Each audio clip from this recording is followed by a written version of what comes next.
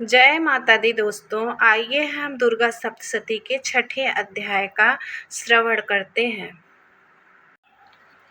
मैं सर्वगेश्वर भैरव के अंक में निवास करने वाली परमोत्कृष्ट पद्मावती देवी का चिंतन करता हूँ। वे नागराज के आसन पर बैठी हैं। नागों के फड़ों में सुशोभित होने वाले मणियों की विशाल माला से उनकी देह लता उद्यासित हो रही है। सूर्य के समान उनका तेज है।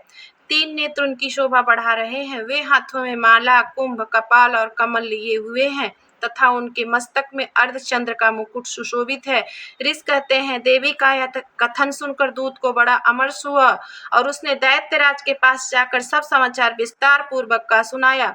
दूत के उस वचन को सुनकर दैत्यराज कुपित हो उठा और दैत्य सेनापति धूम्रलोचन से बोला, धूम्रलोचन, तुम शीघ्र अपनी सेना साथ लेकर आओ और उस दुष्टा के केस पकड़कर घसीटते हुए उसे बलपूर्वक यहाँ ले आओ। उसकी रक्षा करने के लिए कोई दूसरा खड़ा हो तो वह देवता, यक्ष अथवा गंधर्व ही क्यों ना हो, उसे अवश्य मार डालना। ऋषि कहते हैं, शुंभ के इस प्रकार आज्ञा देने पर वह धूम्रलोचन दैत्य 60,000 असुरों की सेना को साथ लेकर वहां से तुरंत चल दिया।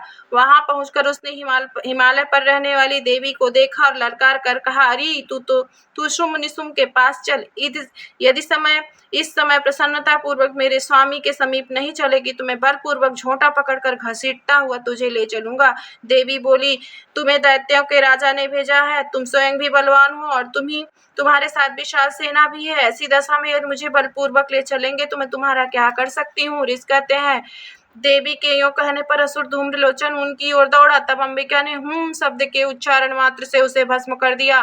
फिर तो क्रोध में भरी हुई दैत्यों की विशाल सेना और अंबिका ने एक दूसरे पर तीखे सहायकों, शक्तियों तथा फरसों की वर्षा आरंभ की।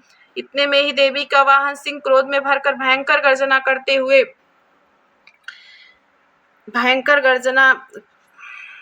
गर्जना करके गर्दन के बालों को हिलाता हुआ असुरों की सेना में कूद पड़ा। उसने कुछ दैत्यों के पंजों की मार से कितनों को अपने जबड़ों से और कितने ही महादैत्यों को पटक कर ओठ की दाढ़ों से घायल कर डाला। उस सिंह ने अपने नखों से कितनों के पेट फाड़ डाले और थप्पड़ मारकर कितनों के सिर धड़ से अलग कर दिए।